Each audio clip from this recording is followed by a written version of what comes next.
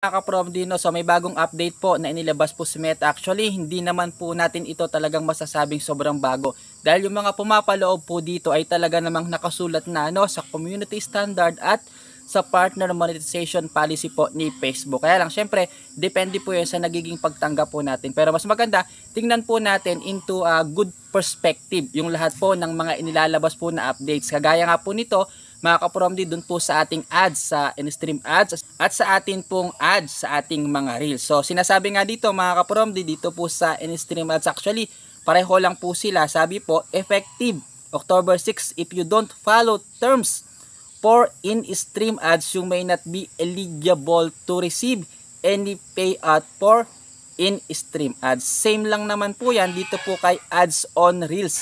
Effective October 6, if you don't follow the terms for ads on reels, you may not be eligible to receive any payment for ads on reels. So same lang po sila mga ka-Promdi. So ibig sabihin mas magiging stricto lang sila.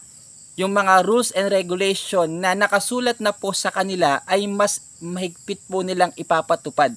Pero hindi ibig sabihin nagdagdag po sila ng mga rules or mas humigpit po sila, yung pagpapatupad lang po. Ito na nga mga ka-Promdi, kagaya ng mga pinapaalala po natin ng mga nakaraan at ng mga malalaking content creator, hanggat maaari iwasan po natin yung mga bawal na alam na po natin na nakasulat na sa community standard at nakasulat na rin sa partner monetization policy ni Facebook na itong mga bagay na ito ay bawal gawing content, itong mga salita na ito ay bawal gawing content, at lahat ng mga bawal na sinasabi po ni Meta, dahil meron pong iba na gumagawa nito at nagba-viral at hindi naman po nagkakaroon pa ng problema, so ginagaya po ng iba. Ngayon, nung nagka-problema na po sila, pati malalaking mga content creator, walang ligtas, na de-demonetize.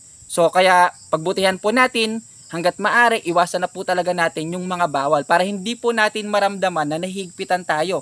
Kasi pag hindi po natin sinunod, hindi natin ginawa yung mga alam nating bawal, ginagawa pa rin natin yung alam po nating mali, magkakaproblema po tayo. Ang magiging pagtingin natin, napakahigpit na, parang ayaw ko na, parang gusto mo na sumuko. So hindi po dapat ganon mga ka-Promdi. Para kang nasa isang kumpanya, kahit gaano kahigpit yung mga rules and regulation dyan, kung sumusunod ka, hindi ka maapektuhan nun. Hindi ka mahirapan, hindi makakasama sa iyon, at makabubuti pa nga yun sa'yo. Yan, for more updates mga ka-Promdi, pakipollow nyo po at pakishare nyo rin po ang video po na ito. Napakahalaga na ito po ay alam ng ating mga kapwa content creator. Salamat po!